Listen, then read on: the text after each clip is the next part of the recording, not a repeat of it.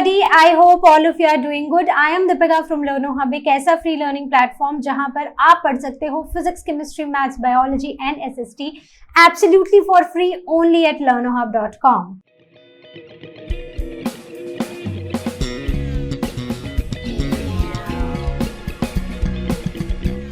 तो आज हम शुरू करने जा रहे हैं आईसीएसई क्लास 7 ज्योग्राफी का नेक्स्ट चैप्टर, और चैप्टर है अफ्रीका, मतलब ये यूनिट है Africa.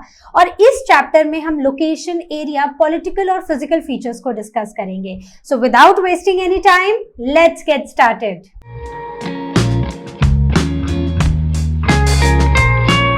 So let us start with the location of Africa on world map। तो हमने काफी सारे कॉन्टिनेंट्स के बारे में पढ़ा है, तो आज हम इस बड़े से कॉन्टिनेंट अफ्रीका की बात करने वाले हैं। ठीक है, तो अफ्रीका की अगर हम बात करें तो हमने पढ़ा था कि एशिया इधर है, राइट, कुछ ऐसे ही है, राइट। उसके बाद अगर हम यहां पर आए, so this is Asia, this is Europe, जो हमने प्रीवियस अपने यूनिट में पढ़ा है, दिस इज नॉर्थ अमेरिका, और नीचे है साउथ अमेरिका। यहाँ पर है ऑस्ट्रेलिया और यहाँ पर है एंटार्क्टिका। हो गए 7 कॉन्टिनेंट्स। अफ्रीका जो है वो है ये जो लाइट ब्लू शेड में है।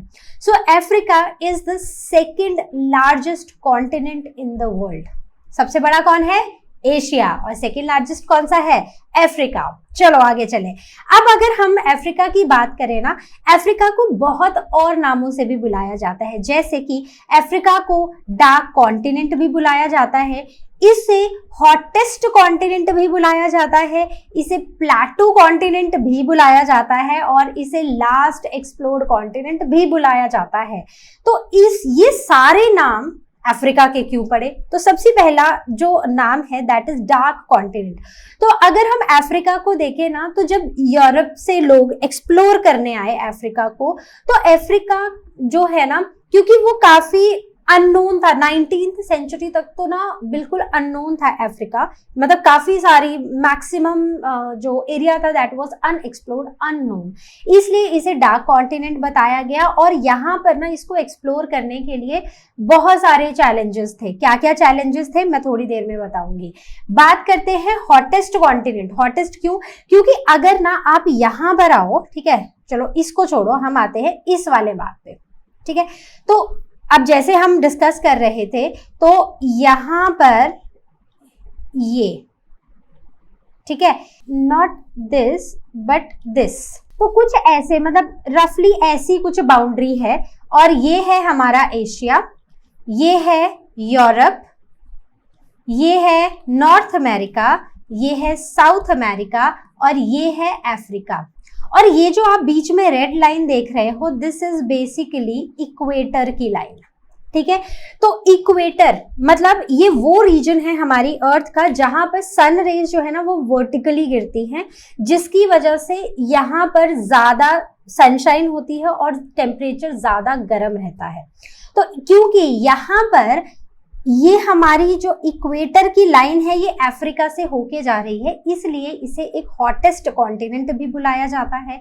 Then plateau continent. तो प्लेटू कॉन्टिनेंट मतलब एक ऐसा कॉन्टिनेंट है ना जहां पर जो लैंड है वो प्लेटू से ही मिलकर बनी हुई है, ठीक है। तो बहुत सारे मतलब हाई लैंड्स भी हैं, लो लैंड्स भी हैं, और लैंड बनी है प्लेटू से, इसलिए प्लेटू कॉन्टिनेंट।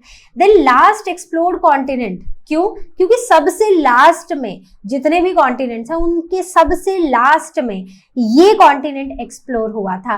तो जब अर्ली जो सिविलाइजेशन थी, जैसे इजिप्ट की थी, इथोपिया की थी, सूडान की थी, तो ये ना काफी टाइम तक यूरोपियंस के लिए अननोन रहे थे। तो 19th सेंचुरी में आकर ये पूरा कॉन्टिनेंट जो था वो एक्सप्लोर हुआ था, और वो भी किसी यूरोपियन एक्सप्लोरर्स ने इसे एक्सप्लोर किया था, ठीक है।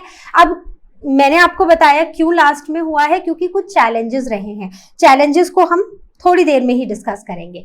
Now it is the second largest continent after Asia and it occupies 1/5 of earth land area. तो 1/5 लैंड एरिया जो है ये कवर करता है. Then most of Africa is plateau made of ancient rocks giving it the name plateau continent. ठीक है. Equator passes through the middle of the Africa making it the hottest planet, sorry not planet but a continent. ठीक है. तो वही सारी चीजें जो भी हमने डिस्कस की, अब ये भी हमने देख लिया. अब चैलेंजेस क्या रहे, मतलब इतना चैलेंज क्या आया इस कॉन्टिनेंट को एक्सप्लोर करने में. तो इस कॉन्टिनेंट में ना एक बड़ा हिस्सा, अगर हम इस यहाँ पर ऊपर की तरफ आए, मतलब अफ्रीका में ना अगर हम यहाँ ऊपर की तरफ आए, so this is a great desert. मतलब ये ना डेजर्ट वाला एरिया है पूरा. And the name of the desert is Sahara desert. ठीक है. So it is the world largest desert which is extreme. यहाँ पर बहुत एक्सट्रीम हीट और ड्राई कंडीशंस थी, तो इसलिए फर्स्ट चैलेंज तो ये था. दूसरा था undulating plateaus and difficult terrains which was hard to access the interior regions. अब क्या था कि जो प्लेटूज थे ना वो ऐसे, मतलब जो सरफेस है एक तरफ से प्लेटू है वो ऐसे ना वेवी है. ठीक है. मतलब अनइवन है. तो उन एरियाज के बीच में पहुंचना एक बहुत बड़ा चैलेंज है. इंटीरियर रीजन्स में, ऐसे रीजन्स में जाना जो इतने वेवी सरफेसेस हैं, वहां पर इंटीरियर में जाना एक बहुत बड़ा चैलेंज है. इसलिए undulating and difficult terrains. Then rivers with rapids and waterfall hinders navigation. तो अब अगर हम यहाँ के रिवर्स की बात करें ना, तो रिवर्स काफी फास्ट फ्लो करती है, काफी रॉकी, मतलब वो जो सेक्शन है रिवर्स का वो काफी रॉकी सेक्शन है, और वाटर ना काफी जल्दी, मतलब क्विकली फ्लो करता है और रफली फ्लो करता है इनके ऊपर से. इसलिए ये जो सेक्शंस होते हैं जहां पर रिवर्स का जो रीजन है वो रॉकी होता है, रिवर काफी फास्ट फ्लो करती है और काफी रफ होती है. मतलब स्मूथ फ्लो नहीं होता है रिवर का, काफी रफ और फास्ट फ्लो होता है. So they are called as rapids. और इन्हीं रिवर्स से सडनली कहीं पर एक हाइट से वो ड्रॉप हो रही हैं और वहां बन जा रहे हैं वाटरफॉल्स. तो इसलिए भी ये चीज भी हिंडर करती है नेविगेशन को. इन चीजों की वजह से भी नेविगेशन में प्रॉब्लम होती है. Then the tropical forest and swamps. यहाँ पर जो ट्रॉपिकल फॉरेस्ट है, ठीक है, बहुत सारे स्वैम्पी एरियाज हैं जिसकी वजह से they are full of these insects, specially the सीसी फ्लाइज. ठीक है. ये जो सीसी फ्लाइज हैं they are widely found in Africa के जंगलों में और स्वैम्प्स में, और ये these are very dangerous and they are very poisonous insects. तो अगेन डिजीजेस फैलने का भी खतरा है, बीमार होने का खतरा है और डिजीजेस से मरने का भी खतरा है. So these were the challenges which explorers faced while exploring Africa. तो अगर आपसे पूछेंगे ना तो एग्जैक्टली यही कंडीशंस आपको यहाँ पर मेंशन करनी है, राइट. तो ये जो मैंने अंडरलाइन किया है, बस यही 4 पॉइंट्स को आपको एक्सप्लेन कर देना है. ओके, चलो अब हम यहाँ पर आ जाते हैं. So now as we discussed this is equator. ठीक है. तो अब यहाँ पर डेजर्ट है, राइट. तो इसमें ना ये वाला जो मेजर रीजन है ये डेजर्ट है. वैसे ही अफ्रीका में एक ही सहारा डेजर्ट ही नहीं, एक और डेजर्ट है और वो है इस रीजन में आके, और इसका नाम है कलाहरी डेजर्ट. ठीक है. तो इतना हमें समझ आ गया. अब चलते हैं early explorers of Africa and their discoveries. तो अफ्रीका को ना बहुत ही फेमस ट्रैवलर्स ने एक्सप्लोर किया है, तो उसमें से कुछ के नाम हमारे पास यहाँ पर हैं. David Livingstone discovered Victoria falls in 1855. तो ये कुछ चीजें हैं, नाम हैं, किसने क्या डिस्कवर किया ये आपको याद रखना पड़ेगा. Then Mungo Park travelled Niger River. तो नाइजर रिवर को किसने ट्रैवल किया? मुंगो पार्क ने. ठीक है. Then Henry Morton Stanley explored Congo River from Lake टेंजिया टू इट्स एंड. ठीक है. तो कॉन्गो रिवर को लेक तक किसने डिस्कवर किया? हेनरी मॉर्टन स्टैनले ने. आई एम सॉरी बट नाम याद रखने पड़ेंगे, इंपॉर्टेंट है, right. The exploration helped Europeans take control of many parts of Africa. तो अब क्योंकि एक्सप्लोर यूरोपियंस ने किया, तो यूरोपियंस ने ही ना बहुत सारे पार्ट्स को एक्सप्लोर किया और उन्हीं ने काफी सारे पार्ट्स पे ना अपना कंट्रोल भी रखा। Then African countries are independent and whole continent has been explored. अब आज की डेट में अगर हम देखें तो पूरा का पूरा कॉन्टिनेंट एक्सप्लोर हो चुका है और साथ ही साथ ये एक इंडिपेंडेंट कॉन्टिनेंट है और इस कॉन्टिनेंट में बहुत सारी कंट्रीज इंडिपेंडेंट कंट्रीज भी है, right? Okay, now coming on to the overview of this continent Africa. So starting with latitude extent and longitude extent. So latitude is 37 degree south and longitude is 37 degree north to 35 degree south and it is 18 degree west to 51 degree east. तो एक पहली बात है कि ये थोड़ा सा याद रखना पड़ेगा, लेकिन एक बहुत ही इंपॉर्टेंट क्वेश्चन, एक बहुत ही इंपॉर्टेंट कॉन्सेप्ट कि लैटिट्यूड और लॉन्गिट्यूड्स होते क्या हैं, बहुत इंपॉर्टेंट है, बहुत सारे बच्चे कंफ्यूज रहते हैं। तो एक बार मैं ना इन ब्रीफ डिस्क्राइब करती हूँ कि what is this latitude and this is longitude. अब देखो, अगर ना मैं आपसे पूछूं कि कोई भी चीज कितनी लॉन्ग है या आप कितने लॉन्ग है ना, या लॉन्ग मतलब आपकी हाइट कितनी है, तो हम क्या करेंगे, नीचे से लेके ऊपर तक आपकी लेंथ को मेजर करेंगे। So this way comes the longitude and this way comes the latitude. ठीक है, थोड़ा सा और एक्सप्लेन करूं। ओके, तो अब अगर हम इस ग्लोब में देखें ना, तो इस ग्लोब में अफ्रीका कहाँ है? ठीक है, ढूंढे अफ्रीका। ठीक है, चलो आ जाओ। तो ये जो बड़ा सा एरिया, रीजन, आप लैंड मास आप देख रहे हो ना, दिस इज अफ्रीका। तो यहाँ पर एक बीच से आपको एक इमेजिनरी लाइन, मतलब एक लाइन जाती हुई दिखाई दे रही है, मोटी सी। So this is equator. अब हम बात कर रहे थे यहाँ पर किसकी? हम बात कर रहे हैं यहाँ पर लॉन्गिट्यूड और लैटिट्यूड की।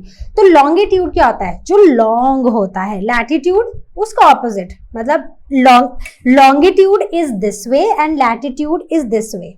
ठीक है, तो जो इक्वेटर होता है वो 0 डिग्री होता है। ठीक है, अब मैं अगर इक्वेटर से इस बॉल को काट दूं, ठीक है, तो ये आधी बॉल ऊपर रह जाएगी जिसे हम हेमिस्फीयर बोलेंगे, आधी बॉल नीचे रह जाएगी जिसे हम दूसरा हेमिस्फीयर बोलेंगे। तो इस इक्वेटर से ऊपर जो है this is the northern hemisphere और इस इक्वेटर से नीचे जो है this is the southern hemisphere. Correct. अब अगर आप यहां पर देखो तो जो अफ्रीका है ना, Africa does not lie in one hemisphere. Africa ऊपर भी है, मतलब नॉर्दर्न हेमिस्फीयर में भी है और ये सदर्न हेमिस्फीयर में भी है। तो जब हमें ये पूछा जाएगा कि अफ्रीका कहां पर है, अफ्रीका की लोकेशन क्या है, तो लोकेशन आप कैसे बताओगे? बताओ मुझे। मैं आपको अगर ये पूछूं कि आपका घर कहाँ है, आप बोलोगे कि मैं बैंगलोर में रहता हूँ या रहती हूँ।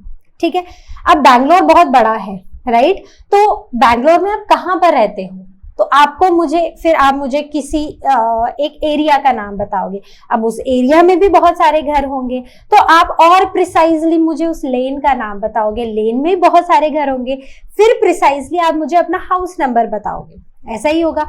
तो इस केस में भी ऐसा है कि ये है हमारा अफ्रीका। अफ्रीका आधा नॉर्दर्न हेमिस्फीयर में है, आधा सदर्न हेमिस्फीयर में है।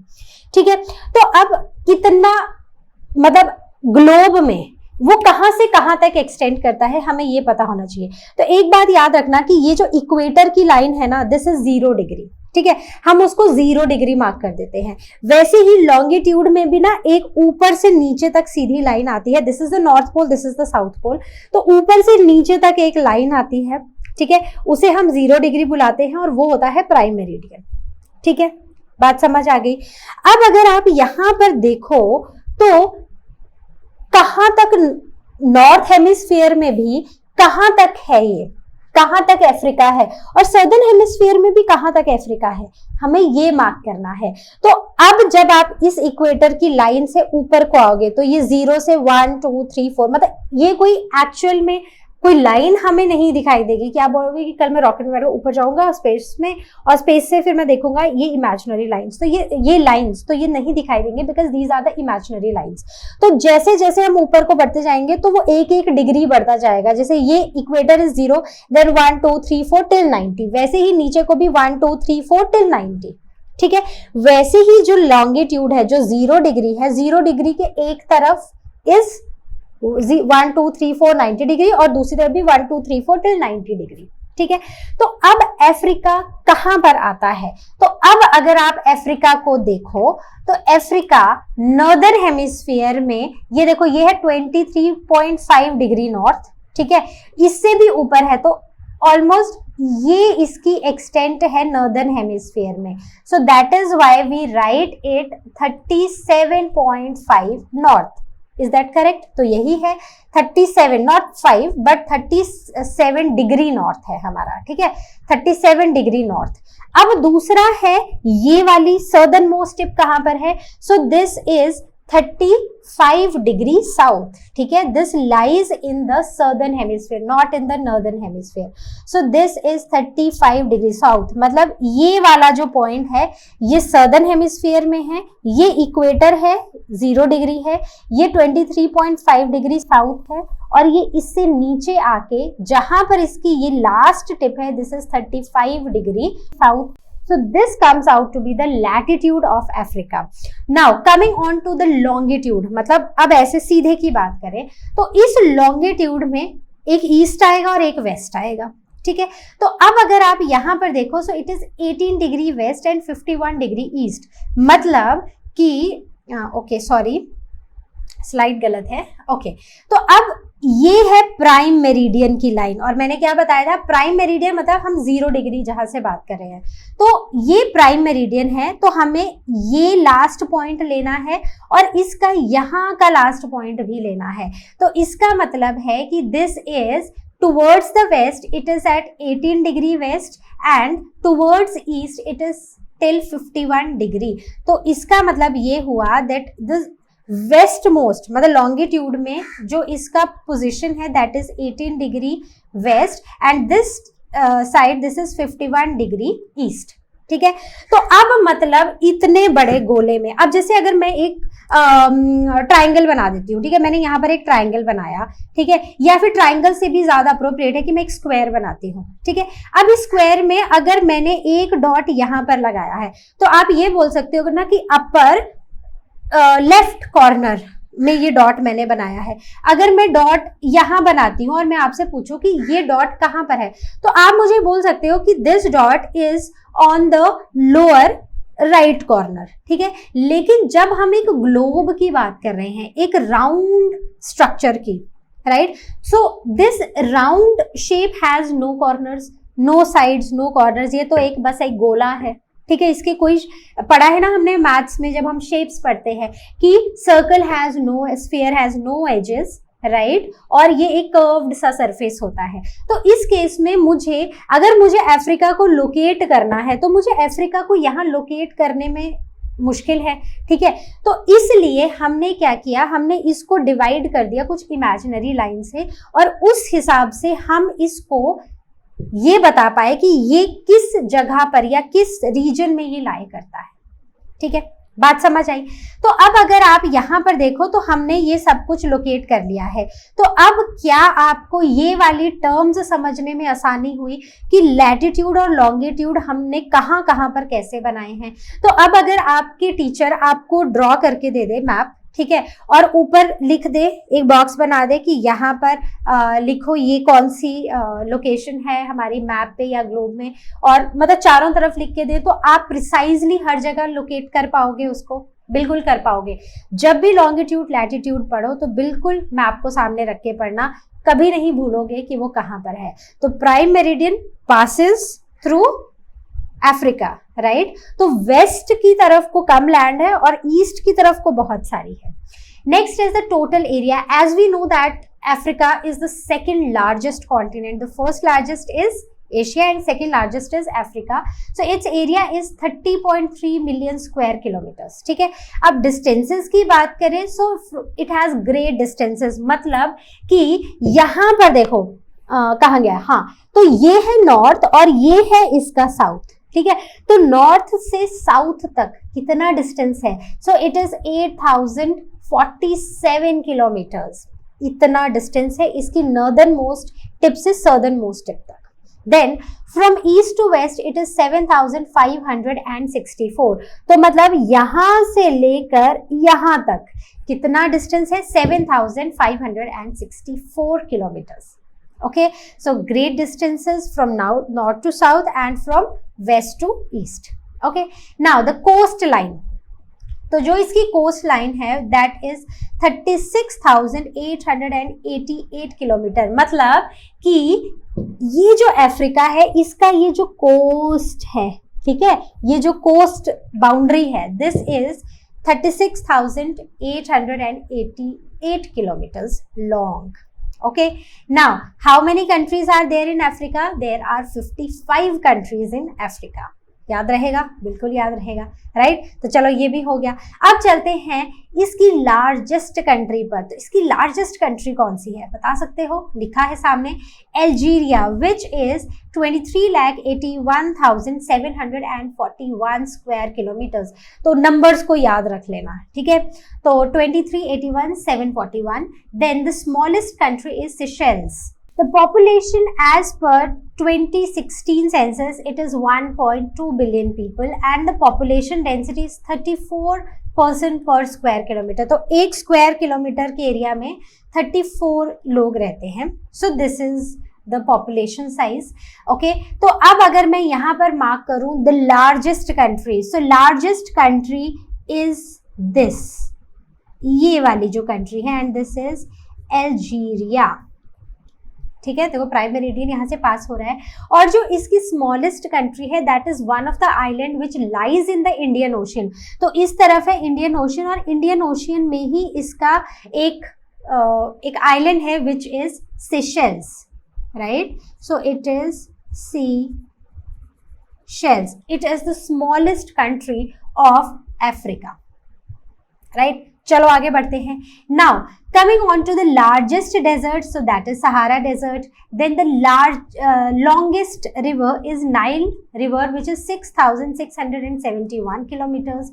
Then highest elevation is Mount Kilimanjaro, which is 5,895 meter, and Tanzania is the highest peak.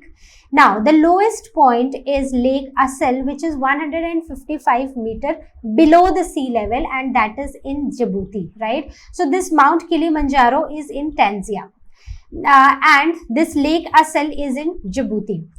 Now the hottest recorded temperature is 58 degrees Celsius in Libya. Libya में भी इस जगह पे अल अज़ीहा में, लीबिया में the highest recorded temperature is 58 degree Celsius. और यहाँ पर जो कोल्डेस्ट रिकॉर्डेड टेम्परेचर है that is -24 degree Celsius which is in Morocco Ifrane, ठीक है। तो अब ये सब लोकेट करना पड़ेगा, राइट। तो जैसे हमने बात की कि सबसे पहली चीज जो हमने डिस्कस की that was the largest desert. So largest desert is the Sahara desert जो इस रीजन में है, ठीक है। तो यहाँ पर है सहारा डेजर्ट, राइट। दूसरी चीज जो हमने डिस्कस की that is the longest river. So longest river over here is the Nile river. So Nile river जो है वो यहाँ पर जाके मिलती है और इधर से कुछ इस लोकेशन में है, राइट। तो बात करते हैं लॉन्गेस्ट नाइल रिवर की, हमने मार्क कर लिया है। Now the highest elevation is mount Kilimanjaro जो यहाँ पर है इस रीजन, इस कंट्री में विच इज टैंजिया, राइट। उसके बाद नेक्स्ट हमने डिस्कस किया the lowest point is lake असल जो है जिबूती में। जिबूती कहाँ है? एक बिल्कुल छोटा सा रीजन आप यहाँ पर देख रहे हो ना, this is Djibouti, right, Red Sea के पास में। The next one is the hottest recorded temperature is in Libya. तो लीबिया कहाँ पर है इस मैप में? तो अगर आप इस मैप में देखो तो ये है अल्जीरिया, राइट, ये अल्जीरिया है और ये वाला जो कंट्री है this is Libya. Okay, so this सबसे ज्यादा टेम्परेचर यहाँ पर रिकॉर्ड किया गया था और सबसे कोल्डेस्ट है मोरक्को। तो मोरक्को इस तरफ है, right, towards the Atlantic ocean. तो जो अल्जीरिया है, Algeria which is the largest country, उसके ईस्ट में कौन सी कंट्री है? लीबिया, जहां पर हाईएस्ट रिकॉर्डेड टेम्परेचर है, और उसके वेस्ट में है कंट्री विच इज मोरक्को जिसका टेम्परेचर सबसे कोल्डेस्ट रिकॉर्ड किया गया है in Africa. Now coming on to the location of Africa, so Africa actually occupies a central position in the world map. तो अगर आप वर्ल्ड मैप में देखो ना तो सेंटर में आता है अफ्रीका, राइट। तो हमने शुरू में एक पिक्चर देखी थी, तो उसमें हमने देखा था कि एक तरफ है नॉर्थ अमेरिका, साउथ अमेरिका, बीच में है अफ्रीका, और अफ्रीका के ऊपर जैसे है कौन सी कंट्री, कौन सा कॉन्टिनेंट, यूरोप। यूरोप के साइड में है एशिया, और एशिया के नीचे है ऑस्ट्रेलिया, और सबसे नीचे आके है एंटार्क्टिका। तो अगर हम देखें तो it occupies almost the central position, right. तो ये सेंटर में है वर्ल्ड मैप के। Now the only continent which is equally divided by equator, तो ये एक अकेला एक ऐसा कॉन्टिनेंट है एक तो जिसे जो इक्वेटर जिसको इक्वली डिवाइड कर रहा है, करेक्ट। तो मतलब अगर आप इक्वली डिवाइड कैसे बोलोगे, देखो यहां से जा रही है इक्वेटर की लाइन, ठीक है। तो अगर हम इसका लैटिट्यूड देखें, सो मतलब ऊपर की तरफ को है दिस इज 37 डिग्री नॉर्थ, और नीचे को है इट इज, ये जो सदर्न मोस्ट पॉइंट है दिस इज 37 डिग्री साउथ। तो ऑलमोस्ट इक्वल डिविजन्स में, इक्वल हाफ्स में इक्वेटर इसको डिवाइड कर रहा है। Then it is bounded by Atlantic Ocean on west, Indian Ocean on east and Mediterranean Sea in north. तो कैसे लगेगा पता मैप को देख के, तो मैप में देखो वेस्ट साइड को, सो this is the west side, तो वेस्ट पे है अटलांटिक ओशन, करेक्ट। अगर आप इसके ईस्ट में चले जाओगे तो यहाँ पर है इंडियन ओशियन, और कुछ इसके आइलैंड्स हैं जो इंडियन ओशियन में ही लाई करते हैं, और अगर आप इसके नॉर्थ में चले जाओगे तो यहाँ पर है मेडिटेरेनियन सी, करेक्ट। अब the southernmost tip is the, okay, no, not this, okay, sorry, so now the prime meridian passes through Ghana, right। तो ये देखो ये है गाना, और यहीं से इसका जो लॉन्गिट्यूड में जो 0 डिग्री होती है उसे हम क्या बुलाते हैं, prime meridian. So it passes through this region, okay. तो I hope this is clear, okay. So now the next one is the, अगर हम इसको कंपेयर करें अपने इंडिया के साइज से, so it is 9 times the whole continent, basically the whole continent Africa is 9 times bigger than our country India. It is separated by Europe by the Strait of Gibraltar, right? The Strait of Gibraltar। तो यहाँ पर अगर आप देखोगे तो ये है Spain, ठीक है, ये यूरोप है, यूरोप में ये कंट्री है स्पेन, राइट। ये मोरक्को है, करेक्ट। ये अल्जीरिया है, ये अल्जीरिया की बाउंड्री है, ये मोरक्को की बाउंड्री है, और ये जो बीच में आप देख रहे हो ना, this is this strait of Gibraltar, correct, समझ आ गया, okay. The next one is the Suez canal connects Africa and Asia. तो देखो बड़ा ही ना सिंपल सा डिवीजन है, तो यहाँ पर है मेडिटेरेनियन सी, ठीक है, और ये है हमारा रेड सी, क्लियर। पहले तो मैं कलर चेंज इसका करूं ताकि आपको और क्लियरली मार्किंग्स दिखें। तो इसके अगर आप यहाँ जैसे देखोगे ना तो ऑलमोस्ट यहाँ पर इसके ऊपर यूरोप है, और बाकी ये जो आप नीचे देख रहे हो दिस इज ऑल एशिया। तो एशिया में यहाँ पर एक ये ट्रायंगल सा बनता है, ठीक है। अब ये ट्रायंगल जो है यहाँ पर एक कैनाल है जिससे हम सीज कैनाल बुलाते हैं। तो ये जो सीज कैनाल है ये बेसिकली एशिया को और अफ्रीका को डिस्कनेक्ट करती है, ओके। तो इसके ऊपर की तरफ है मेडिटेरेनियन सी और इसके नीचे की तरफ है रेड सी। तो मतलब मेडिटेरेनियन और रेड सी के बीच में एक कैनाल है, सीज कैनाल, जो अफ्रीका और एशिया को डिस्कनेक्ट करती है, okay. The next one is the southern most tip is Cape of Hope in South Africa। तो अफ्रीका के साउथ में यहाँ पर आके नीचे आकर यहाँ पर एक जो इसकी southern most tip जिसे बुलाते हैं, मतलब इस रीजन में है ये southern most tip, this is Cape of Hope, ठीक है, क्लियर। तो इसकी सदर्न मोस्ट टिप है Cape of Good Hope in South Africa. तो आई होप ये सारी चीजें समझ आ गई। इसके ईस्ट वेस्ट नॉर्थ साउथ में कहाँ है, एशिया से ये कैसे डिस्कनेक्ट हो रही है, यूरोप से ये कैसे डिस्कनेक्ट हो रही है, राइट। तो ये सारी चीजें ना आपको बिल्कुल याद रहेंगी। देखो हमने जब ये पढ़ना शुरू किया था तो हमने यूरोप पढ़ा, है ना। तो यूरोप में हमने बहुत सारी चीजें पढ़ी, तो क्योंकि हमें यूरोप ऑलरेडी पता है, क्यों, क्योंकि हमने उसको मैप में लोकेट किया। तो अब अगर जब आप अफ्रीका पढ़ रहे हो, आप इसको भी ऐसे ही डिस्कनेक्ट, मतलब एक चीज को दूसरे चीज से कैसे डिस्कनेक्ट हो रही है, कहाँ पर कौन सा वाटर बॉडी है, तो आपको ना यूरोप के साउथ में मेडिटेरेनियन सी है और अफ्रीका के वो नॉर्थ में है, ठीक है। तो मतलब कि ऊपर यूरोप है और नीचे अफ्रीका है। तो ऐसे ना एक तरह से आप विजुअलाइज कर पाओगे और आपको चीजें बहुत बेहतर याद रहेंगी। वैसे ही जब हम नेक्स्ट क्लास में हम एशिया पढ़ेंगे, तो एशिया में ना ये कॉन्सेप्ट फिर से आएगा कि एशिया और अफ्रीका को अलग करने वाला क्या है। वो जो ट्रायंगल सा बनता है ना, वो एक पेनिनसुला है, सिनाई पेनिनसुला, और वहीं पर एक कैनाल है, सीज कैनाल, जो एशिया और अफ्रीका को डिस्कनेक्ट कर रही है। ये वही कैनाल है जो मेडिटेरेनियन सी और रेड सी के बीच में है। ओके, तो I hope this is clear. Now we will be starting with the physical features of Africa. तो अफ्रीका के फिजिकल फीचर्स देखने की कोशिश करते हैं कि अफ्रीका में कौन कौन सी चीजें हैं, कहाँ कहाँ पर लोकेटेड है। Now, the majority of the Europe is plateau which is composed of ancient rocks, मतलब बहुत पुरानी रॉक से बना हुआ है अफ्रीका। तो अफ्रीका ना मेजरली प्लेटो वाला रीजन है। और प्लेटो क्या होता है, हमने डिस्कस किया था, प्लेटो होता है ना जैसे एक लैंड है ना, एक लैंड का सरफेस है। उस लैंड को ना अगर आप ऊपर से देखोगे तो एक ऐसा पोर्शन नजर आएगा ना जो ऐसे ऊपर को होके फ्लैट है ऊपर से, मतलब जैसे ना आपका रूम का सरफेस है ना। जैसे मैं जिस रूम में हूं वहां पर एक नीचे फ्लोर है और फ्लोर के ऊपर ना मैंने इस टेबल को रखा है, तो फ्लोर नीचे रह गया, टेबल ऊपर है, टेबल का ये फ्लैट स्पेस है जिसको मैं यूज कर रही हूँ, राइट। तो प्लेटो भी ना हमारी अर्थ पे कुछ ऐसे ही दिखाई देते हैं, नीचे सरफेस है और सरफेस से ऊपर उठकर एक फ्लैट रीजन है। तो एक टेबल जैसा एक हमें टेबल जैसा दिखाई देता है। सो दैट इज अ प्लेटो। और अगर हम साउथ अफ्रीका नहीं, अफ्रीका की बात करें तो अफ्रीका प्लेटो से ही बना हुआ है और जिन रॉक्स से बना है वो बहुत पुरानी रॉक्स है, मतलब million billions trillions years ago वाली रॉक्स है, ठीक है।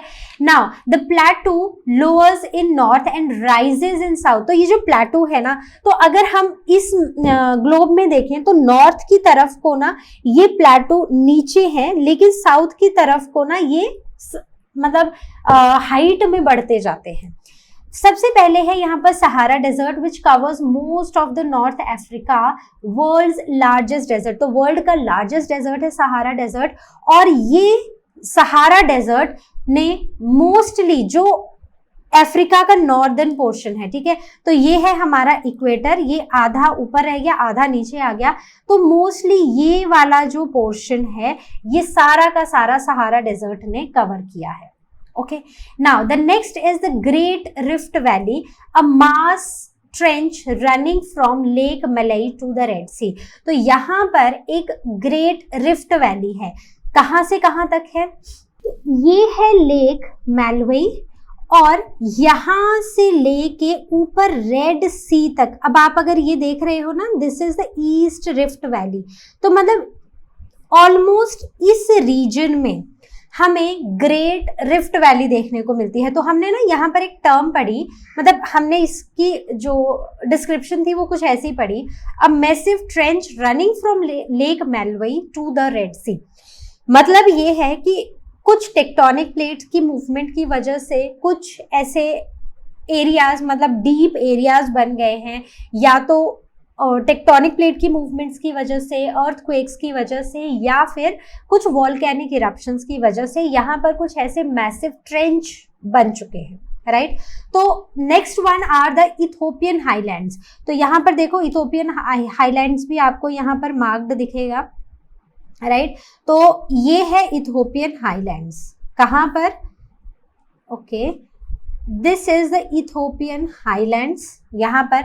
और इनकी जो मेजर माउंटेन्स हैं they are Atlas and these Drakensberg, right. So these are the major mountains of South Africa. तो आपको कुछ चीजें क्लियर हुई या नहीं हुई? ओके तो ये वो 4 मेन रीजन्स हैं जो फिजिकल फीचर्स में हम देखेंगे, पढ़ेंगे भी। तो सबसे पहले हम स्टार्ट करते हैं फिजिकल डिविजन्स ऑफ अफ्रीका में एटलस माउंटेन से। तो एटलस माउंटेन हमने कहाँ देखी? आइज क्लोज करो, रिकॉल करो अफ्रीका कैसा जैसा दिखाई देता है हमें वर्ल्ड मैप में और किस जगह पर था। तो पहली चीज है कि एटलस माउंटेन्स हमें अफ्रीका में सबसे ऊपर दिखाई दे रहा था, ठीक है। तो ऑलमोस्ट नॉर्थ में, बट नॉर्थ में एग्जैक्टली ऊपर नहीं था, थोड़ा सा वेस्ट की तरफ था। So these are located on the north western Africa. तो अगर मैं आपको यहाँ पर दिखाऊं तो एटलस माउंटेन्स ना कुछ इस रीजन में आपको देखने को मिलेंगी, ठीक है। तो यहाँ पर कहाँ मिलेंगी? तो ये हैं एटलस माउंटेन्स, ठीक है। कहाँ पर? ये वाली। Okay the next one is they comprise of 3 parallel ranges. 3 parallel ranges हैं। नॉर्थ में है टेल एटलस, मिडल में है हाई एटलस एंड साउथ में है सहारा एटलस, ठीक है। इसकी हाईएस्ट पीक है माउंट टॉबकल और these are the type of young fold mountains. चलो एक नई टर्म आ गई, ठीक है। तो हमने ना बहुत फ्रीक्वेंटली ये बात पढ़ी है कि कुछ माउंटेन्स को हम बोलते हैं ओल्ड फोल्ड माउंटेन्स, कुछ माउंटेन्स को हम आके बुला देते हैं यंग फोल्ड माउंटेन्स। तो बात सिर्फ इतनी सी है कि ये यंग फोल्ड माउंटेन्स और ओल्ड फोल्ड माउंटेन्स होती क्या है? तो बहुत ही सिंपल सी चीज है, जो जितना रिसेंट बनी है वो यंग है और जो जितनी पुरानी है वो ओल्ड है। तो अगर हम इन माउंटेन्स की बात करें यंग फोल्ड माउंटेन्स की, तो यंग फोल्ड माउंटेन्स वो माउंटेन्स हैं जो रिसेंटली बनी है, मतलब कि उनकी एज जो है, these young fold mountains are less than, देखना कितनी लेस है, 100 मिलियन ईयर्स अगो, ठीक है। तो मतलब जो 100 मिलियन ईयर्स अगो से कम जिनकी लाइफ हुई है अभी तक, और इनमें देखा जाता है कि ये ज्यादा स्टीप होती हैं, ठीक है। और स्टीप के साथ साथ इनकी पीक्स भी काफी हाई पीक्स होती हैं, ठीक है। काफी डीप वैलीज हमें देखने को मिलती हैं, राइट। और इनकी जो पीक्स है ना वो एकदम ऐसी शार्प और पॉइंटेड होती हैं, ठीक है। जैसे कि हमारे ही एशिया के रीजन में हिमालयन माउंटेन्स हैं, so these are the young fold mountains. वहीं पर अगर हम ओल्ड फोल्ड माउंटेन्स की बात करें ना, तो old fold mountains they were formed millions of years ago, मतलब more than 100 million years ago और इवन 200 मिलियन ईयर्स अगो। तो ऐसी माउंटेन्स जो है वो यूजुअली अब ना छोटी हो गई हैं। छोटी क्यों हुई हैं? इरोजन की वजह से। अब हमें पता है इरोजन एक नेचुरल फिनोमिना है जो होता रहता है, एकदम से कोई भी चीज हमें ऐसे इरोड होती हुई नहीं दिखाई देती है, लेकिन जब हम इनको देखते हैं over many years, so then we find out कि हाँ ये मतलब बढ़ रही हैं या घट रही हैं। तो अगर हम ओल्ड फोल्ड माउंटेन्स की बात करें, these were formed more than 200 million years ago, और ये इरोड होने की वजह से अब ये लेस स्टीप हैं, इनकी हाइट भी कम है और ये इतनी पॉइंटेड भी और स्टीप हमें नहीं दिखाई देती हैं age compare to the young fold mountains. कहाँ पर है? जैसे कि अरावली हिल्स इंडिया में। So these are the examples of old fold mountains. तो अब मेरा एक सिंपल सा बेसिक सा क्वेश्चन आपसे, क्या आपको यंग फोल्ड और ओल्ड फोल्ड माउंटेन में मतलब समझ आया है? जिसको नहीं आया है उसको आस्क क्वेश्चन सेक्शन में फिर से पूछ लेना है या फिर इस वीडियो को रिपीट करके देख लेना है। नहीं तो अगर बहुत सारे डाउट्स इकट्ठा हो गए हैं तो फिर आओ लर्नो हब स्वयं में क्लास बुक करो और फिर पढ़ते हैं। ओके चलो आगे बढ़े। Now coming on to the next which is the low central plateau. तो अब ये लो सेंट्रल प्लेटू क्या होते हैं? So they extend from Atlantic coast in the west to the Nile valley in the east. ठीक है, तो basically अगर मैं इनको मैप में रफली लोकेट करूंगी, नॉट एग्जैक्टली, तो ये ना ऑलमोस्ट यहाँ वेस्ट से शुरू होते हैं और ईस्ट तक जाते हैं। ठीक है, राइट, तो एटलांटिक ओशन से शुरू होते हैं और नाइल रीजन तक जाते हैं ये towards the east. Now it is these central plateaus are the part of Sahara desert, right. The desert extends from the Atlantic ocean in the west to the Red Sea in the east। ठीक है, जैसे हमने mark किया तो रफली वैसा ही है। So the area is 8.6 million square kilometres and they contain oasis which provide water and trees in the desert. तो ये ओएसिस हमें देती हैं जिससे कि हमें पानी मिलता है और हमें ट्रीज मिलते हैं डेजर्ट में, राइट तो आपको ये क्लियर हो गया। Now coming on to the important features of this region, तो अगर हम इस लो सेंट्रल प्लेटू की बात करें तो ये दो रीजन्स में डिवाइडेड है। One is the Tibesti mountain and next is the Azhar Ahaggar, ठीक है, अहागर प्लेटू। तो ये कहाँ कहाँ पर है, तो अगर आप इसमें देखो तो यहाँ पर अहागर प्लेटू ये है और तिब्बती माउंटेन यहाँ पर है, ठीक है। तो ऑलमोस्ट सेंट्रल रीजन में अफ्रीका के हमें ये देखने को मिल रहे हैं, मतलब सेंटर से थोड़ा ऊपर नॉर्थ की तरफ को है। तो सहारा डेजर्ट का पार्ट है हमारा लो सेंट्रल प्लेटू। ओके तो समझ आ गया कहाँ जैसे है, आगे बढ़े। Okay now the great Rift valley, तो अभी हमने देखा था ना कहाँ से कहाँ तक है, लेक मलावी से कहाँ तक जा रहा था, ऑलमोस्ट रेड सी तक। So the significant physical feature of the southern plateau, the formation it was created by the vertical cracks due to the movement within the earth. तो basically वो tectonic plate की movement से ही ये great Rift valley बनी है and it's extent is about 5000 kilometres from lake Malawi in the south to the Red Sea and the Gulf of Aqaba north. So it reaches Dead Sea in Jordan. बड़ी सारी चीजें बता दी, कहाँ कहाँ पर है, कौन कौन सी, ये तो देखना पड़ेगा, राइट। तो पहले इस मैप में देखते हैं। तो ये मतलब ना लेक मलावी जो है वो यहाँ पर है, ठीक है। यहाँ से ऑलमोस्ट रेड सी तक ये जाता है और एक तरफ है इसके गल्फ ऑफ एडन, यही पढ़ा ना हमने, गल्फ ऑफ एडन, ठीक है। और it reaches the Dead Sea in Jordan, तो जॉर्डन कहाँ है, एशिया में। ओके चलो अब आगे पढ़ते हैं। The lakes in the rift valley, तो यहाँ पर एक लेक तो हमने पढ़ ली मलावी, दूसरी है टेंगेनिका and तुर्कैना, right? The exception is Lake Victoria, which is the second largest freshwater lake in the world, which is not located within this valley. ठीक है, तो लेक विक्टोरिया भी है इस रीजन में लेकिन वो इस वैली में नहीं आती है। And lake Victoria is the second largest, world's second largest fresh water lake. Okay तो इस वाली इंफॉर्मेशन को ना अच्छे से थोड़ा सा याद रख लेना। ओके तो आई होप ये आपको क्लियर हो गया है। तो देखो लेक मलावी हमने कहाँ पर देखा, सो यहाँ पर अगर आप नीचे साउथ की तरफ आ जाओ अफ्रीका में तो यहाँ पर है लेक मलावी, यहाँ पर है लेक टेंगेनिया और हमने एक और पढ़ी थी लेक ताउकेना, राइट। तो ये है वो रिफ्ट जो हमें दिखाई देती है। अब इसमें लेक विक्टोरिया यहाँ पर है लेकिन लेक विक्टोरिया जो है वो इस रिफ्ट का पार्ट नहीं है, ठीक है। तो रिफ्ट इन्होंने हमें ऑलमोस्ट ये डॉटेड ग्रीनिश स्ट्रक्चर से हमें दिखाया है और ये यहाँ तक जाता है डेड सी तक, right. And this is the Gulf of Elgaza, ठीक है, Elgaza.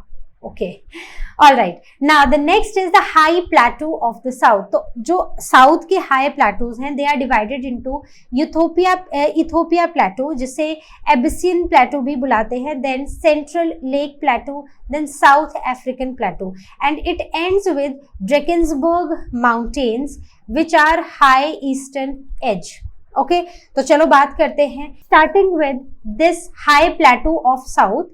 Okay so these high plateau of south are divided into all of these. तो इनको लोकेट करते हैं सबसे पहले मैप में। So these regions like Ethiopian plateau will be somewhere here, then Central Plateau will be somewhere here, right? ये वाला जो region है, then South African Plateau will be in south of Africa, right? तो ये हो गए हमारे plateaus. Now the desert within this plateau is the Namib desert, okay? Namib desert basically it runs along the west coast of southwest Africa. तो ये देखो ये waste में अफ्रीका के वेस्ट कोस्ट पर ये नामिब डेजर्ट हमें देखने को मिलेगा, ठीक है। दूसरा है कलाहरी डेजर्ट। ओके तो कलाहरी डेजर्ट की अगर हम बात करें तो कलाहरी डेजर्ट कहाँ पर है, ये है, राइट। तो अगर नीचे ये वाला पोर्शन अगर आप देखो अफ्रीका का, तो यहाँ पर नामिब डेजर्ट है और इसके साथ में ही कलहरी डेजर्ट है, याद रहेगा अब देख के, ओके। अब it lies in the southern Africa, right. Now the important mountains are the mountain Kilimanjaro which is a snow capped mountain near the equator is located in the plateau, right. तो जैसे हमने discuss किया था कि इसी में equator के पास ही यहाँ पर है माउंट किलिमंजारो, राइट। अब हम बात करेंगे Nile and the Congo basin की। तो ये जो वर्ड होता है कॉन्गो, क्या आप मुझे इसका मतलब बता सकते हो? बहुत ही सिंपल है, मतलब अगर हम किसी भी रिवर की बात कर रहे हैं तो उसका जो ड्रेनेज है वो कहाँ पर है, सो दैट इज द बेसिन। तो उसे हम बेसिन बुलाते हैं। जैसे नाइल का एक बेसिन होगा जहां पर वो रिवर ड्रेन होगी, वैसे ही कॉन्गो रिवर का भी एक बेसिन है जहां पर वो ड्रेन होगा। So they are build by two major African rivers, right, the Nile River and the Congo River. तो अब नाइल बेसिन की अगर हम बात करें, so this is flat dry region bordering the Nile River and its tributaries, the fertile farm land along with the river. तो इस जो ये रिवर है ना, तो जब हमने इसको मार्क किया था अपने मैप के ऊपर, तो हमने देखा था कि ये जो रिवर है ना, ये कुछ यहाँ से देखो, यहाँ से ये है, this is called white Nile, Blue Nile, और ये आगे ऐसे ना मिलती जाती है। अब आपको यहाँ पर देख रहे हो, यहाँ पर ये ऐसे ऐसे जा रही है, तो यहाँ पर ना ग्रीन ग्रीन है। तो बेसिकली इस रिवर के अराउंड कुछ ऐसा पोर्शन है which is quite fertile land, ठीक है। So it has desert in the north and huge swamp और सड इन द साउथ। तो साउथ में स्वैम्प है और नॉर्थ में इसके डेजर्ट है, करेक्ट। और यहाँ पर फर्टाइल फार्म लैंड्स है around this river Nile, okay. Now coming on to the Congo basin. तो कॉन्गो बेसिन की बात करें, so it is in the west central Africa. तो क्या आप मुझे इसमें बताओगे? तो मतलब अगर ना मैं इसको यहाँ पर मार्क करना चाहूँ ना, तो मैं इसको वेस्ट सेंट्रल अफ्रीका में मार्क करूंगी, ठीक है। मतलब कुछ इस जैसे रीजन में ना मैं मार्क करूंगी, this is the Congo basin region, okay. It contains most of the land drained by the Congo river and its tributaries, and it is covered by tropical rain forests, okay. तो ज्यादा कुछ याद नहीं रखना है, बस ये सिंपल सिंपल सी चीजें हैं जो हमें यहाँ पर याद रखनी है। Now coming on to the coastal plains. तो अगर हम इसके कोस्टल प्लेन्स की, कोस्ट के प्लेन्स की बात करें, so they are formed along the margins of the plateau, mainly in northern and the western part. तो मतलब अगर कुछ ऐसा सा है हमारा अफ्रीका, तो इसका ये जो नॉर्थ का और वेस्ट का जो पोर्शन है ना, यहाँ पर हमें कोस्टल प्लेन्स देखने को मिलते हैं। They are characterized by narrow in width, मतलब विड्थ में कम है ये, and they drop abruptly into the sea. मतलब कि ऐसे प्लेटू है, ठीक है, मतलब ऐसे प्लेटू है और फिर अब्रप्टली ये कहाँ पर जा रहे हैं, into the sea, right. So they drop abruptly into the sea. तो हमें ना इन रीजन्स में, नॉर्थ और वेस्ट के रीजन्स में हमें क्या देखने को मिलता है, these coastal plains, okay. Now coming on to the next, the important countries of Africa. तो अफ्रीका की इम्पॉर्टेंट कंट्रीज की अगर हम बात करें, लार्जेस्ट कंट्री हमने थोड़ी देर पहले डिस्कस की थी, कौन सी थी? It was Algeria. Smallest was Seychelles which is present towards the east, मतलब अगर हम बात करें तो साउथ ईस्ट में है ये, और ये है इंडियन ओशियन में लोकेटेड है ये वाली कंट्री, बहुत छोटी सी कंट्री है। The most populous country of this continent Africa is Nigeria, and the major capitals are, Algiers की है अल्जीरिया की है अल्जियर्स, देन इजिप्ट की है कैरियो, नाइजीरिया की है Lagos and Abuja, then South Africa की है जोहानिसबर्ग, कीनिया की है नायरोबी, ठीक है। तो ये कुछ कुछ है जो मेजर कैपिटल्स आप याद कर लेना, सारी करने की कोई जरूरत नहीं है, right. So this is the largest country Algeria, right. यहाँ पर इंडियन ओशियन में है Seychelles which is the smallest country. अब अगर हम बात करें most populous country, right, so most populous country over here is Nigeria. तो बताओ मैप में लोकेट करो कहाँ पर है Nigeria, so this is Nigeria, okay. थोड़ा करके लोकेट करते जाओ तो ये सारी ही कंट्रीज ना आपको बहुत अच्छे से याद हो जाएंगे, और आपको पता भी नहीं चलेगा कि कब मैंने आपको पॉलिटिकल मैप दे दिया अफ्रीका का और कब आपने सारी ही कंट्रीज को लोकेट कर लिया। तो जैसे हमने बात की थी कि Algeria is the largest country of South Africa, इसके ईस्ट में है एक कंट्री विच इज लीबिया, जहां पर सबसे हाईएस्ट टेम्परेचर रिकॉर्ड किया गया था विच इज 58 डिग्री। और इसके ही वेस्ट में है एक और कंट्री विच इज मोरक्को, जहां पर सबसे कम टेम्परेचर रिकॉर्ड किया गया था यहाँ का, दैट इज -24 डिग्री, राइट। तो ये तीनों कंट्रीज याद हो गए। इसमें ही थोड़ा सा नीचे आके है नाइजीरिया, और ये वो कंट्री है जहां से प्राइम मेरिडियन क्रॉस होता है, ठीक है, याद रहेगा। ओके, तो फिलहाल इतनी ही काफी है, और मत याद करो, धीरे धीरे जब अभी तो ये चैप्टर पढ़ना है, फिर नेक्स्ट चैप्टर पढ़ना है, ठीक है, जहां पर natural vegetation, wild life, climate की हम बात करेंगे, तो तब तक ना सारे ही नाम याद हो जाएंगे। सो डोंट वरी, लोकेशन के साथ याद हो जाएंगे, बस मैप को सामने रखना। So now talking about the rivers of Africa, तो अफ्रीका की रिवर्स की बात करें तो इनकी जो सबसे लंबी रिवर है, इवन जो वर्ल्ड की लॉन्गेस्ट रिवर है, वो अफ्रीका में है और उसका नाम है नाइल रिवर। तो what is the length? It is 6671 kilometre, और you can say 6671 kilometres. It is the longest river in the world and northwards from east central Africa to the Mediterranean Sea, right. तो थोड़ा सा mark किया जाए क्या इसको? Okay, चलो बात करते हैं इसको मार्क करने की। तो यहाँ पर देखो, जैसे मैंने आपको लास्ट सेशन में भी बताया था कि ये कुछ ऐसे चलती है, White Nile, Blue Nile and this is the Nile River, right. So this is the Nile River, correct. तो ये नॉर्थ की तरफ है, from east central, northwards from east central Africa to the Mediterranean Sea, तो Mediterranean सी तक जाती है। इसका जो सोर्स है दैट इज लेक विक्टोरिया। इस रिवर का सोर्स क्या है? इस रिवर का सोर्स है ये वाली lake which is lake Victoria. तो इसके बारे में भी एक स्पेशल चीज मैंने बताई थी, हमने एक्सेप्शंस में पढ़ा था ये। तो जब हम लेक्स की बात कर रहे थे, जब हम इस रिफ्ट की यहाँ पर बात कर रहे थे, ठीक है, ग्रेट रिफ्ट की बात कर रहे थे, तो हमने यहाँ पर ना ये सारे लेक, ये एल्बर्टा, ये टेंगेनिका और ऐसी बहुत सारी लेक्स पड़ी थी, और वहीं पर ना बीच में रिफ्ट साइड से निकल जा रही थी और बीच में एक लेक बच जा रही थी जिसका नाम था lake Victoria, which is said to be the second largest fresh water lake in the world, ठीक है। तो ये उस रिफ्ट में नहीं आती है, and this is the fresh water lake and this is the second largest fresh water lake in the world. So this is the source of river Nile and it goes till the Mediterranean Sea. Okay, याद रहेगा। Okay, now the tributaries, the Blue Nile rises in the Ethiopian highlands and ends in the Mediterranean Sea. तो इसकी tributary है एक blue Nile जो कि east Ethiopian highland से start होती है और ये सारी की सारी जाके मेडिटेरेनियन सी में जाके ड्रेन हो जाती हैं। तो जो अफ्रीकन रिवर्स है ना, they are easy to navigate in there, मतलब जो अपर कोर्स है उसमें, ठीक है। प्लेटूज में एक्चुअली डिफिकल्ट है, लेकिन कुछ अपर कोर्सेज में they are easy. Lower courses में क्या है कि मेनली जो है ना ये कोस्टल प्लेन्स में फ्लो करती हैं, और वहां पर ना क्योंकि बहुत सारे वाटरफॉल्स हैं इसलिए उनको नेविगेट करना मुश्किल है।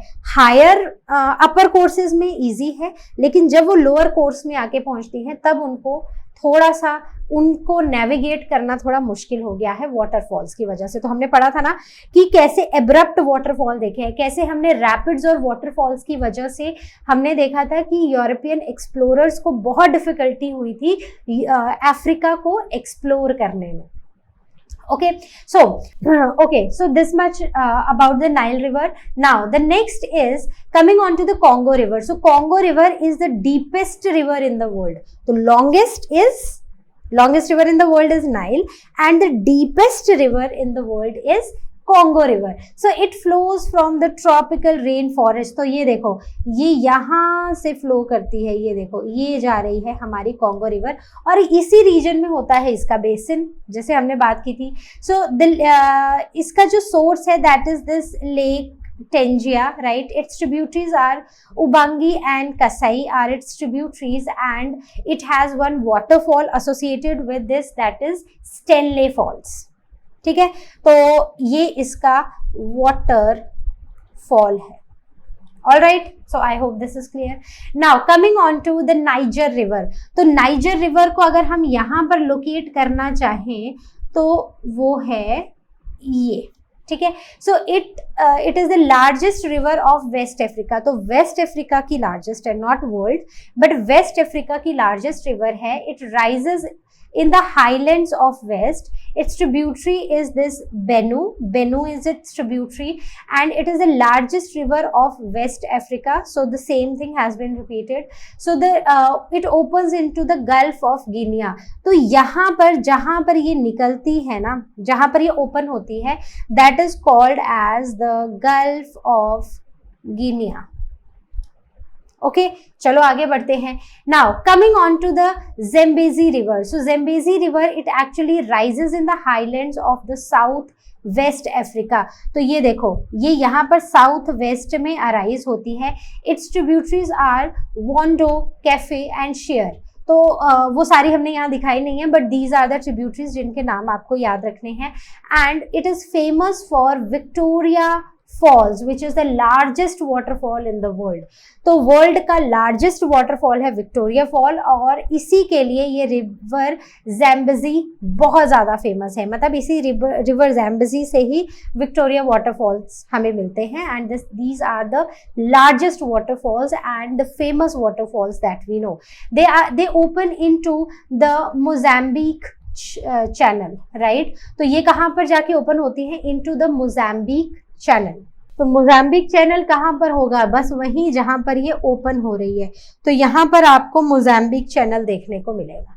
ओके चलो आगे बढ़ते हैं. नाउ द ऑरेंज रिवर कहाँ पर है? ये देखो साउथ में जाकर ना ये आपको ऑरेंज रिवर दिखाई दे रही है.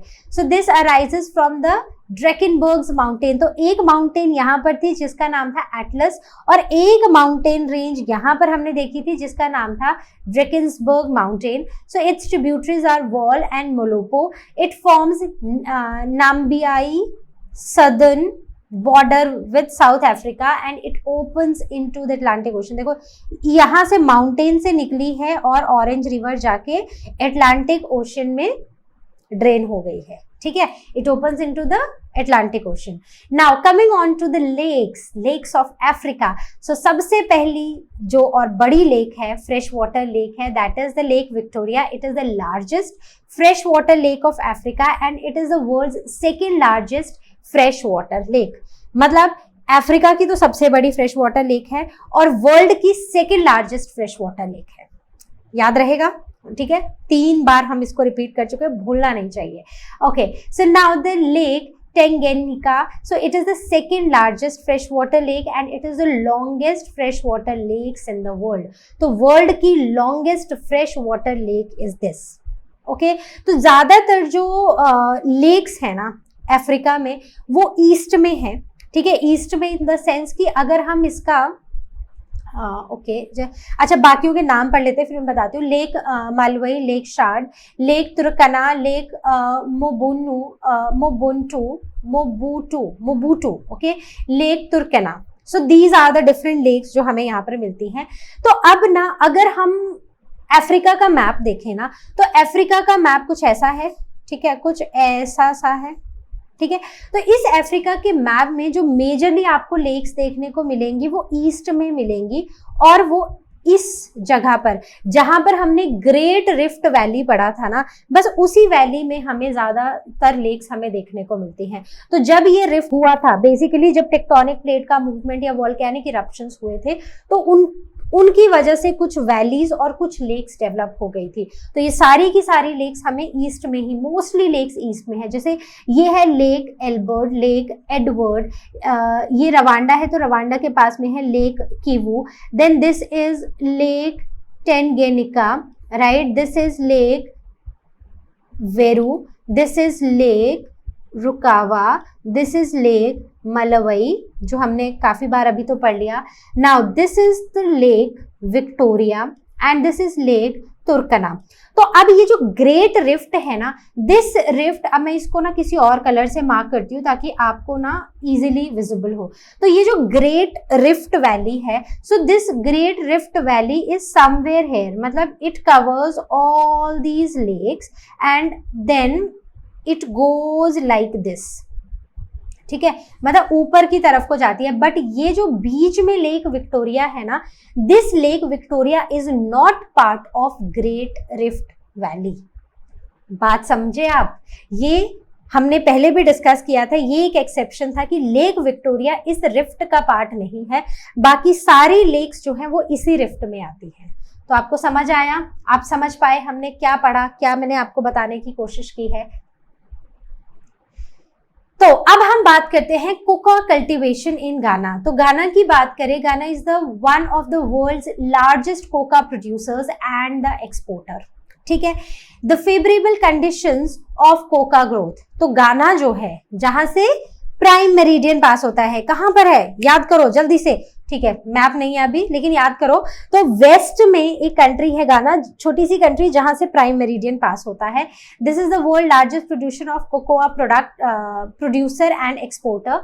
सो what are the favourable conditions जो कोकोआ ग्रोथ के लिए हमें चाहिए? तो गाना जो है वो एक वेस्ट अफ्रीकन कंट्री है। ठीक है, so it is a West African country and for this country's economy cocoa is the most important thing। तो इनकी जो इकोनॉमी है ना वो मेजरली इसी के ऊपर चलती है, कोकोआ के ऊपर ही चलती है। So it is along the Gulf of Guinea. तो हमने पढ़ा था ना गाना है और वो उसके नीचे क्या है, गल्फ ऑफ गिनिया। ठीक है, आगे मैप में मैं बताती हूँ। Now coming on to the climate. तो क्लाइमेट की अगर हम बात करें तो यहाँ पर हॉट और ह्यूमिड क्लाइमेट होता है, 23 डिग्री से 28 डिग्री सेल्सियस तक ही रहता है। बहुत ज्यादा गर्म भी नहीं होता है लेकिन ह्यूमिडिटी बहुत ज्यादा होती है। हाई रेनफॉल होती है यहाँ पर, that is 125 to 150 centimetre per year. तो basically these conditions prevail in Ghana and these are the conditions which are favourable for the growth of cocoa. Correct. The location is lowland regions with shades from the taller trees, example the banana trees।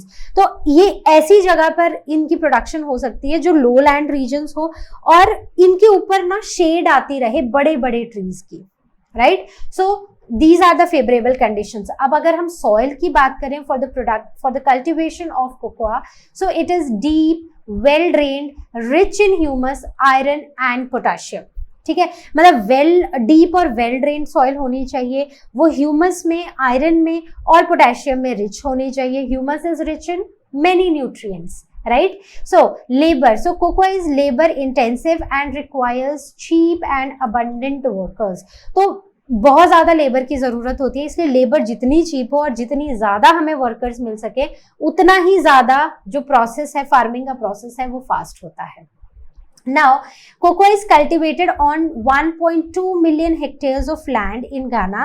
The main cocoa producing areas are Akara, then Kumasi and Tokari. Okay, the cocoa accounts for over 60% of Ghana's export। तो देखो पूरी की पूरी economy इसीलिए तो इस single produce पे dependent है। Okay, now coming on to the challenges, what are the different challenges in this? So the challenges are aging trees and the spread of diseases। एक तो trees, क्योंकि हमें चाहिए कि बड़े बड़े trees हों जो shade provide करें लैंड के ऊपर, ठीक है, इसकी कल्टीवेशन के टाइम पर। तो अब ट्रीज एज हो रहे हैं और डिजीजेस स्प्रेड हो रही हैं। Bad farm management reduces yield. अब वो जो फार्म्स की मैनेजमेंट है, because this is labour intensive process, तो इसमें लेबर जितनी चीप हो, जितनी ज्यादा हो उतना अच्छा है, लेकिन जो फार्म्स की मैनेजमेंट है वो इतनी अच्छी नहीं है। उनको बीजना, उनको स्टोर करना, उनकी सफाई, cleaning, everything, so that management is very bad, जिसकी वजह से यील्ड कम होती जा रही है। Now the processing, so cocoa pods are split open and the beans are scooped out. तो बीज से बीन्स को स्कूप आउट कर लेते हैं and beans are fermented, washed, dried and graded. तो ग्रेडिंग क्या होती है? ग्रेडिंग होती है कि मतलब अगर आपके पास ना दाने हैं, ठीक है, तो ये देखो मान लो एक ये है, एक साइज इतना है, एक इससे बड़ा है, एक इससे बड़ा है। तो ग्रेडिंग का मतलब होता है कि एक साइज के जो सीड्स हैं उनको एक साथ रखा जाए। So that is grading, not the mixing of seeds. Mixing of different sizes of seeds is not done, right. So it is exported to USA and Europe. So these are the major buyers of cocoa, ठीक है। All right, okay, so major importing cities are London, Hamburg, then Marseille, New York and New Orleans। Correct. So I hope this is clear. Now coming on to the deforestation and environmental concerns. So deforestation rate in Africa is twice the global average. तो मतलब जितना globe की average है ना deforestation की, through out the globe जितनी deforestation होती है, हो रही है, उससे डबल रेट है अफ्रीका में डिफॉरेस्टेशन का, मतलब उससे डबल रेट पर वहां पर पेड़ों को काटा जा रहा है. So this is a concern, right? Over 4 million hectares of forest disappear every year. हर साल 4 मिलियन हेक्टेयर से भी ज्यादा फॉरेस्ट जो है वो डिसअपियर हो रहे हैं अफ्रीका में. So the possible causes, again, logging, agricultural expansion. Agriculture को एक्सपैंड करने के लिए we need land, open land जहाँ पर कल्टिवेशन हो सके, तो उसके लिए. Then increasing cocoa farming and urbanization. तो ये जो फार्मिंग है ये बढ़ रही है और अर्बनाइजेशन हो रही है. अर्बनाइजेशन मतलब कि डेवलपमेंट हो रही है, development in the sense infrastructure की डेवलपमेंट के लिए. Then the climate change and poor conservation policies, right? तो क्लाइमेट चेंज हो रहा है और जो कंजर्वेशन पॉलिसीज हैं वो काफी पुअर है. So these are the causes for deforestation and for this environmental change.